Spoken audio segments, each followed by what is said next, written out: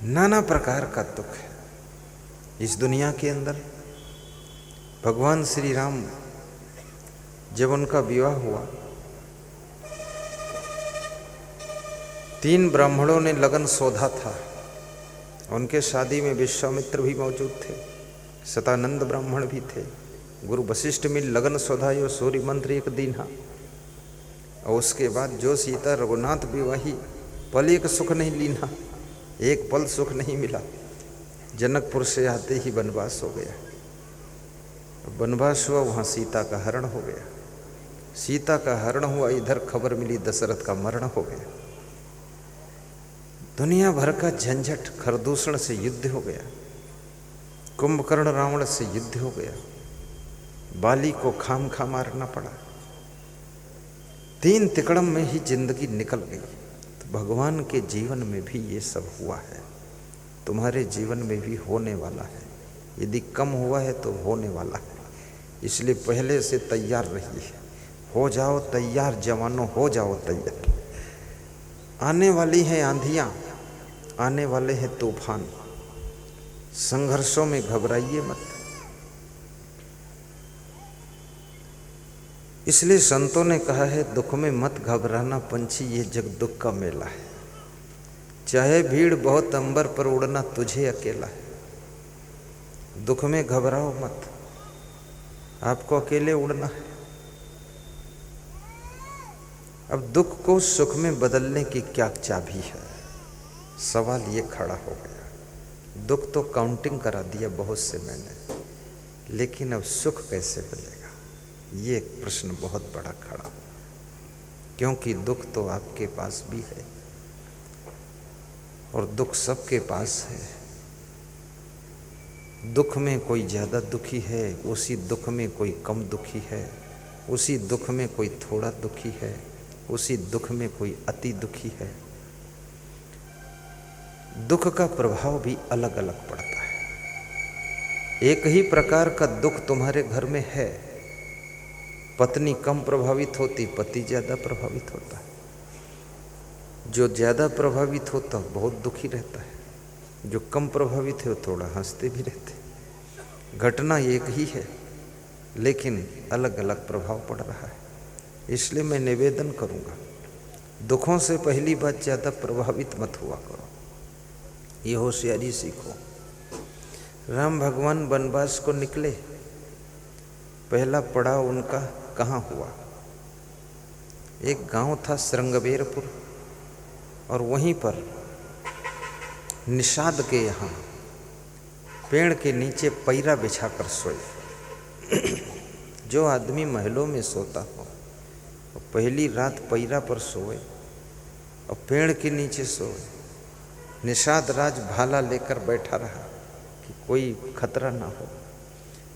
रात में कहीं बाहर सोइए तो एक आदमी को जागना चाहिए। जंगल में जब पांडव सो रहे थे तो भीम की ड्यूटी जागने की थी, क्योंकि सबके सब सो जाओगे खुले में तो फिर कुछ भी हो सकता है, जिंदगी भी खत्म हो सकती, सामान भी जा सकता चोरी में। लेकिन कितने लोग ऐसे भी होते हैं, 10 लोग यात्रा कर रहे हैं और 10 मिल के सलाह करते हैं, भाई रात में कौन जागेगा? तो उसमें से एक आदमी बोलता है, आधी रात तक मैं जाग दूंगा। दूसरा बोलता, जो आधी बचेगी मैं जाग दूंगा। तो 8 लोग बोलते हैं, पूरी रात मैं सो लूँगा। वो भी होशियार है। अब जिनकी जागने की ड्यूटी लगी, जब सब सो गए तो जागने वाले लल्लू राम पहले ही सो गए। चोरी हो गई, थैला चोर ले गए। जब सवेरा हुआ देखा थैला नहीं, तो लल्लू राम से पूछा थैला कहाँ? तो बोले कल्लू राम जाने। कल्लू राम बोले ड्यूटी इनकी थी, मामला ख़त्म हो गया। कम से कम ड्यूटी लिया है तो सोना नहीं चाहिए। कितने पुलिस जवान, उनकी ड्यूटी चौराहे पे किनारे अपन बैठ सोवत है, पान ठेलक गुमटी के पास सोवत है। हमारे देश के मिलिट्री जवान भी सो रहे थे, उनके मूड काट के ले गए लोग, पाकिस्तान वाले। अब देखो ये देश के लोग कितने बड़े भक्त हैं, अपन मूड नहीं बचाई पाएंगे तो देश में क्या बचाएंगे? इनके ही मूड कट गया। कम से कम जो मूड काटे आए रहे एक दो के मोड़ तो मुँह काट लेते हो तब तो ठीक रहे, और ना काट पाते तो कानों ही काट लेते, कुछ तो काटे हो। लेकिन पूरे 5 लोग मोड़ कटवायो, इसका मतलब तुम लापरवाह हो, सो रहे थे। ड्यूटी जागने की हो, सो रहे हो, मोड़ कटे चले गए। अब कहा थे मोड़ मुँह से मंगाओ। क्या नाटक है लोग। कर्तव्य का पालन भी समझो। ड्यूटी सही करना चाहिए, जहाँ सेवा मिले, ड्यूटी मिले। लक्ष्मण अपनी ड्यूटी में कभी फाल्ट नहीं करते थे, हनुमान जी अपनी ड्यूटी में कभी फाल्ट नहीं करते थे। भगवान श्री राम जब जंगल में थे, हनुमान जी की ड्यूटी थी कि रात में तुम सुरक्षा बनोगे, गार्ड बनकर बैठो। हनुमान जी मुस्कुराए, बोले ठीक है। तो हनुमान जी ने पहली बात तो अपनी लंगूर को बड़ा किया और बाउंड्री बनाई लंगूर की, कि पूरा बाउंड्री जब कोई हमारी पूंछ के यहाँ छुई और लांगी फांदी टच करी, हम जान जेब कोई आवा कूद फांद कोई तरफ से। तो उन्होंने व्यवस्था बनाई। हनुमान होशियार था, ये तुम उसको बंदर मत समझना। बंदर तो आजकल लोग हैं, हनुमान तो बहुत सुंदर थे। आजकल के लोगों का मन बहुत चंचल है, जिसका मन चंचल है तो बंदर चंचल होता है, चंचल मन वाला बंदर होता है। तो हनुमान जी बहुत बुद्धिमान थे, उन्होंने लंगूर की बाउंड्री बना दी। रात में सब सो गए, राम सो गए, लक्ष्मण सो गए, सब निश्चिंत हो गए कि अब हनुमान जी का पहरा है, अब क्या टेंशन। लेकिन याद रखना, किसी का पहरा हो भी तो भी आप पूरा विश्वास मत कीजिए। कम से कम रात में एक आध बार उठ करके लघुशंका जाइए, खांसिए खखारिए, क्योंकि पहरा वाले में जो आक्रमण करने वाला है वो नई बुद्धि लगाता है। सवेरे जब सब उठे सो करके तो राम लक्ष्मण गायब थे। कोई सामान गायब हो जाए, थैला गायब हो जाए, कमंडल गायब हो जाए तो वहाँ तक तो गनीमत है, चलो थैला नहीं आ जाए। लेकिन भगवान ही गायब हो गए, चोरी हो गए भगवान। राम लक्ष्मण को कोई उठा लेगा। अब लक्ष्मण इतने भयंकर युद्ध करने वाले, लाल पीली आंख बनाते थे, तुरंत तड़फड़ा जाते थे, वो भी चोरी में चले गए। राम भगवान भी चोरी में चले गए। अब बड़ी मजे की बात है कि राम लक्ष्मण को जब चोरी किया जिसने, उठाया जिसने, तो राम भगवान कितने निश्चिंत सोए होंगे। जो कोई उठाए कि अपने कांधे पर धरी से इनकी नींद नहीं टूटी। अब कितनी कोमलता से उठाया होगा, कितना होशियार है। या हो सकता भगवान खुद जाना चाहते हो, आँखी खुल भी गई हो तो लक्ष्मण से कहीं नहीं है, बोले कुछ ना, चुप्पे मुँह रहो, आँखी चलो देखो कहाँ ले चल। क्योंकि किसी को सोते समय उठावे कोई, तो भगवान ने यहाँ कई बातें सिखाया है। पहली बात तो ये सिखाया, कोई आपके साथ अपराध करने वाला है तो पूरा अपराध उसको कर लेने दो, अन्यथा अपराधी कैसे कहलाएगा, बीच में रोक दोगे। तो अगर भगवान न जाते, बीच में कूद जाते, भाग जाते या उसी को मारते, तो वो अहिरावण अपराधी नहीं बन पाता, तो अपराधी सिद्ध हो गया।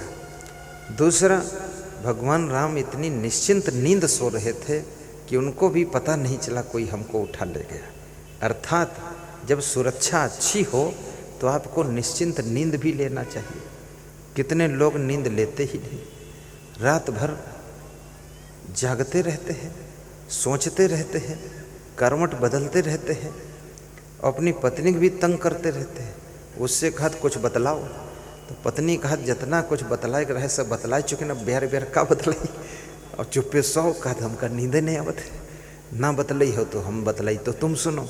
तो पत्नी कहा तुम्हारी बत कहीस तो हम हैरान नहीं हो चुके, वो सुनना नहीं चाहते, रात भर खुसर फुसर करते, निश्चिंत नींद नहीं आ रही, टेंशन दिमाग में बहुत।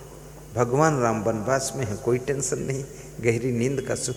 तुम अपने घर में कमरे में बेडरूम में डबल बेड पर सो रहे हो और दरवाज़ा बंद, कुंडी बंद, मेन गेट बंद, सीढ़ी गेट बंद और फिर कमरा गेट बंद, उसके बाद तुमका टेंशन है। अब तुमका कौन सुखी कर भाई। अब भगवान चोरी चले गए। सवेरा हुआ, रामा दल में शोक छा गया। हनुमान जी चिंतित हो गए। नल नील गौगवाच जामवंत सबकी मीटिंग बैठ गई फटाफट। सबने कहा भाई पहरा किसका था? बोले हनुमान जी का। हनुमान जी आप बताइए रात में कौन आया था? बोले रात में केवल विभीषण आए थे। बोले विभीषण से बुलाओ, विभीषण को। विभीषण को बुलाया गया। तुम आए थे? बोले मैं तो आया नहीं, मैं तो सो रहा था। बोले आप ही आए थे, आपकी आवाज़ में किसी ने बोला था। तो विभीषण ने कहा मेरी आवाज़ केवल अहिरावण बोल सकता और कोई नहीं बोल सकता है। भगवान राम को, लक्ष्मण को अहिरावण उठा कर ले गया है। अब हनुमान जी बोले कि मेरी गलती से भगवान चोरी हुई है तो हम ही ढूंढने जाएंगे। हनुमान जी ढूंढने गए। इसलिए कृपया पहरेदारी को भी मजबूत कीजिए। पांडव सो रहे थे, कुंती सो रही थी जंगल में। भीम की ड्यूटी थी, भीम ने कभी लापरवाही नहीं किया। भीम में अगर गलती एक थी तो ये थी कि भीम उदंड स्वभाव के थे, और दुर्योधन में कोई गलती थी तो ये थी कि वो घमंड स्वभाव के थे। ये पूरी महाभारत के सेंटर में दुर्योधन का घमंड और भीम का उदंड स्वभाव, इसी का टकराव है। उदंड और घमंड लड़ रहे हैं। दुर्योधन का घमंड कम नहीं हो रहा है और भीम का उदंड स्वभाव कम नहीं हो रहा है। किसी के साथ में उदंड व्यवहार करोगे आपकी उससे जंग छिड़ सकती है। इसलिए लट्ठा धीराज व्यवहार मत कीजिए। किसी से नाराज भी आप हैं अगर, तो भी हर समय नाराजी व्यक्त मत कीजिए। उससे बोलिए आइए भाई साहब बैठिए आप। वो नाराजी का विषय अलग है, लेकिन आज का विषय अलग है। हर बात बात में नाराजी आप जाहिर करेंगे और हर बात में आप अपनी उदंडता और घमंड दिखाएंगे तो आपका तालमेल बिगड़ता चला जाएगा और महाभारत छिड़ सकती है।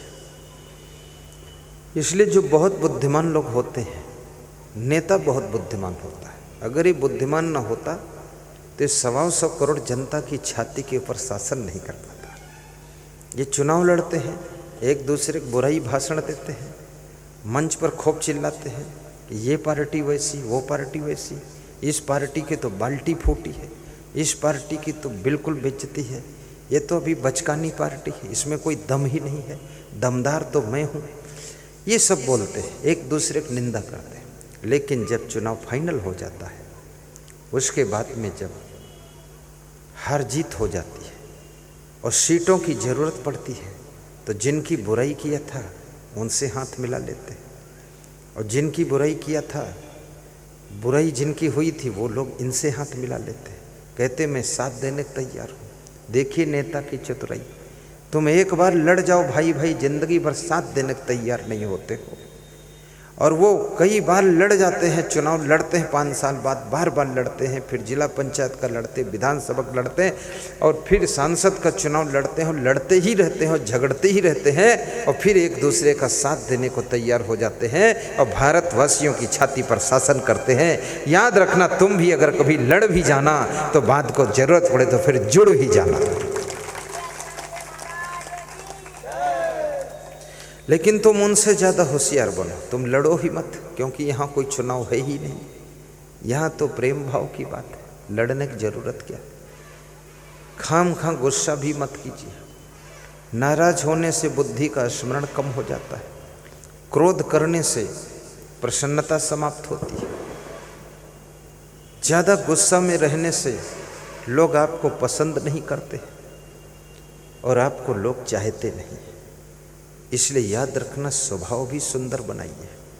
तो मैं बता रहा था, भगवान श्री राम श्रृंगवेरपुर में निषाद के यहाँ रात्रि विश्राम करके जब सुबह सुबह उठकर चले जाते हैं तो गंगा के किनारे पहुँच जाते हैं, और गंगा के किनारे पहुँच करके केवट नाव लाने से मना कर देता है। लेकिन भगवान राम मुस्करा कर बोलते हैं, कृपा सिंधु बोले मुस्काई, सोई कर जही तो नाव न चाहिए। इधर वनवास 14 वर्ष का हुआ है, ये दुख है, लेकिन फिर भी मुस्करा कर बोल रहे हैं। इस वनवास अयोध्या से निकले हैं, इस बात की पीड़ा मन में जरूर रही होगी कि मेरे माता पिता भी छूट गए, अयोध्या छूट गई। लेकिन याद रखना, उस दुख को उन्होंने, अयोध्या के दुख को अयोध्या में ही छोड़ दिया, वहीं भुला दिया, और नई जिंदगी को जीने की कला उन्होंने प्रारंभ किया। और केवट से मुस्करा कर बोलते हैं कि जिस तरह तेरी नाव सुरक्षित रहे वो उपाय कर। तो उसने कहा कि मैं आपके पाँव पखार लूँ तो धूल छूट जाएगी, बस फिर नाव पर बिठा कर पार कर दूँ। तो भगवान ने कहा, बेगी आनो जल पाई पखारू, हो तो विलम्ब होता रहो पारू।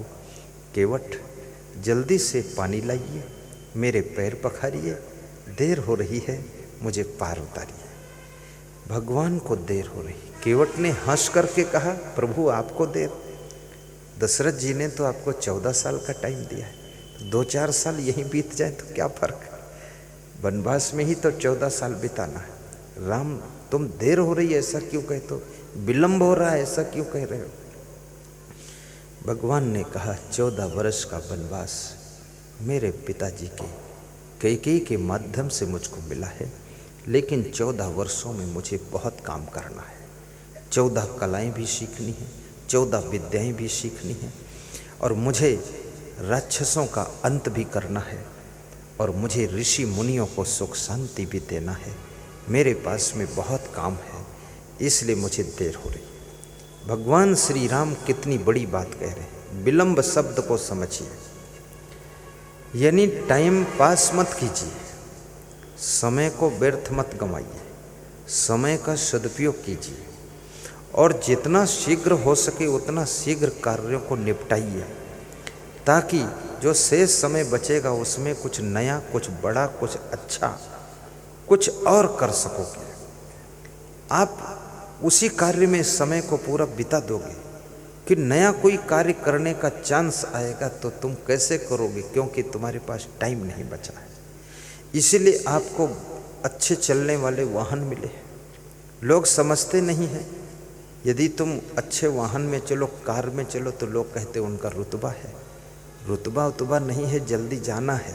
तुम रुतबा, बैलगाड़ी पर भी बैठ सकते हैं, कोई बात नहीं, बैठ लेंगे, लेकिन पहुँचेंगे कब वहाँ? जब प्रोग्राम समाप्त हो जाएगा सोनभद्र का, तब पहुँचेंगे।